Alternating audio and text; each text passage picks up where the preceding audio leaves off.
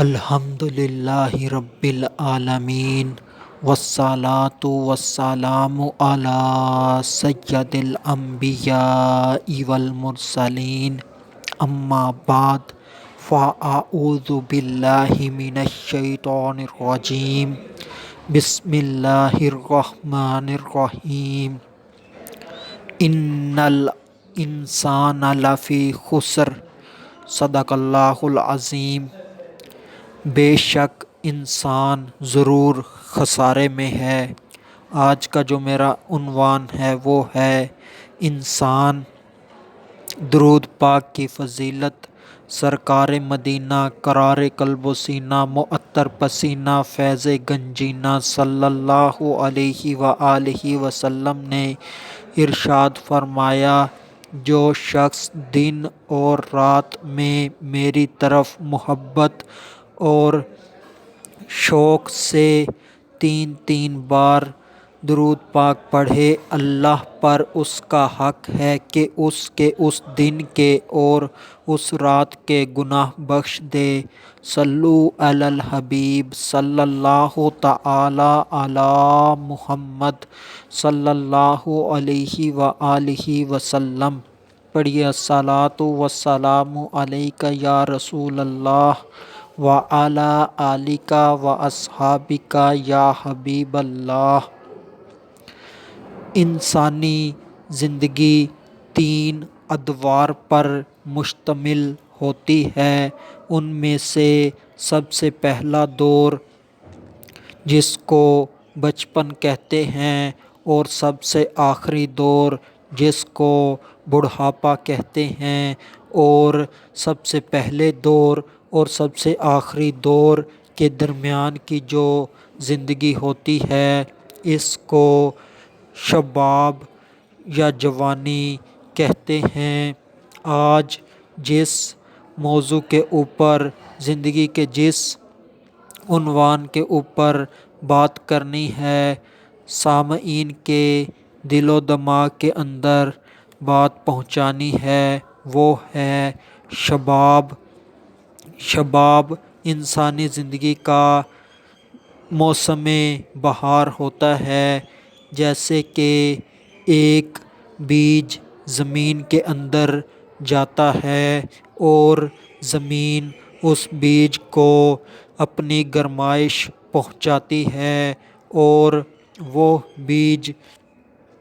پھٹنے پر آ جاتا ہے اور زمین اس کو اپنی طاقت یعنی کہ غذائیت فراہم کرتی ہے، جس کی بدولت وہ پھٹ جاتا ہے اور اس کی نشو و نما شروع ہوتی ہے، تو اس سے ایک ننھی سی کونپل نکلتی ہے اور اسی کی مخالف سمت ایک جڑ نکلتی ہے، تو اس کونپل کے اوپر اللہ کی رحمت بارش کے چند قطرے پڑتے ہیں یا شبنم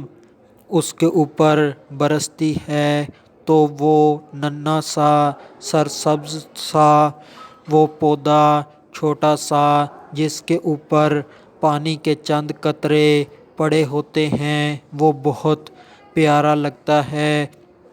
اور قدرت اس کو مزید پروان چڑھاتی ہے تو وہ ایک پیارا سا خوبصورت سا ایک پودا نظر آتا ہے، تو اس سے بعد وہ مزید بڑھتا ہے، پھولتا پھلتا ہے، تو اس کے اوپر عین شباب آ جاتا ہے، جوانی آ جاتی ہے اور اس کے اوپر پھول پھل لگتے ہیں اور وہ اس قدر خوبصورت ہوتے ہیں پھول کہ انسانوں کو اپنی طرف کھینچتے ہیں، اپنی طرف بلاتے ہیں، اور اس کے جو پھل ہوتے ہیں وہ بہت لذیذ ہوتے ہیں، اور اس طرح اس کا شباب ہوتا ہے، بہار ہوتی ہے، اور یہ بھی پھر شباب کے بعد بہار کے بعد خزاں کی طرف چلا جاتا ہے اور اس کا بھی ایک نہ ایک دن اختتام ہو جاتا ہے۔ بالکل ایسے ہی انسان کی زندگی کا بیج، جیسے کہ اللہ نے قدرت کا قاعدہ بنایا ہے، اس کے مطابق اپنی جگہ پر پہنچ جاتا ہے اور اس سے کسی انسان کی زندگی کا آغاز ہوتا ہے، یعنی کہ انسان موجود نہیں ہوتا مگر اب سے اس کا موجود ہونا شروع ہو جاتا ہے۔ تو وہ 9 ماہ اس مقام پر رہتا ہے جہاں پر اللہ پاک نے اپنی قدرت سے اس کی زندگی کے لیے بہت سارے اہتمام کر کے رکھے ہوتے ہیں، اور وہاں پر اللہ پاک اس کی ہر ضرورت کو پورا فرماتا ہے۔ تو جب وہ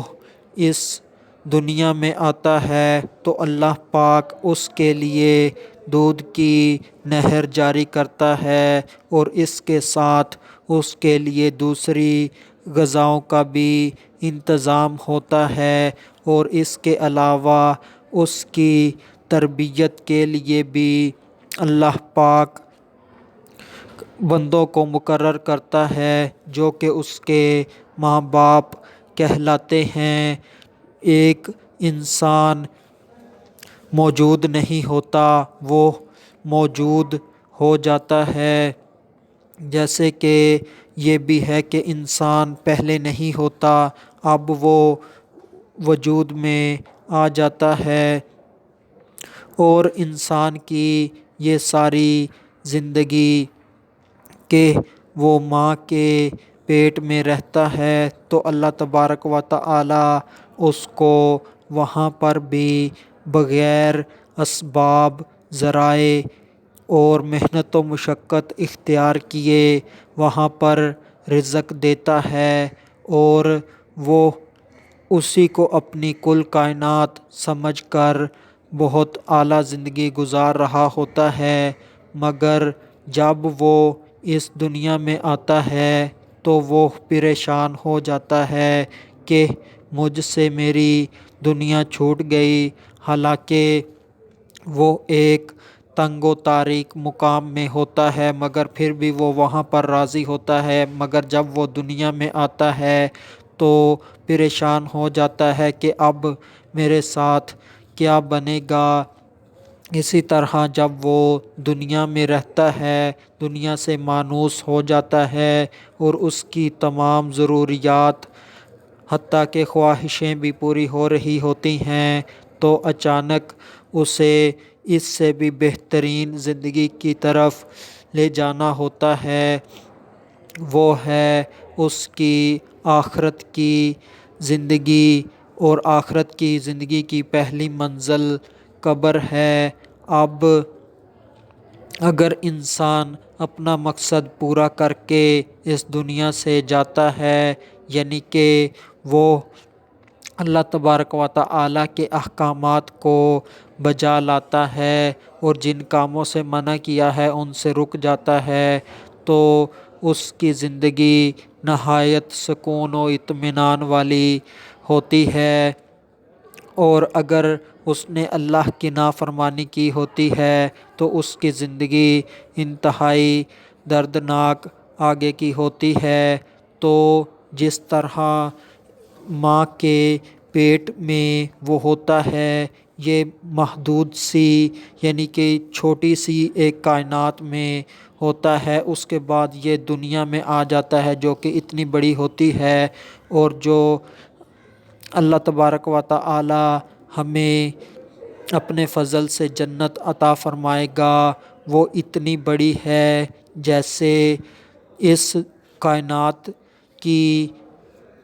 مثال دی جائے ماں کے پیٹ سے، یعنی کہ یہ دنیا پوری کائنات اتنی چھوٹی ہوگی جنت کے سامنے جیسے ماں کا پیٹ اس کائنات کے سامنے ہے۔ تو یہ ہے انسان اور یہ ہے اس کی زندگی۔ آخر میں اللہ تبارک و تعالی سے دعا ہے کہ اللہ تبارک و تعالی ہر انسان کو اپنا زندگی کا مقصد پورا کرنے کی توفیق عطا فرمائے۔ وما علینا الا البلاغ المبین۔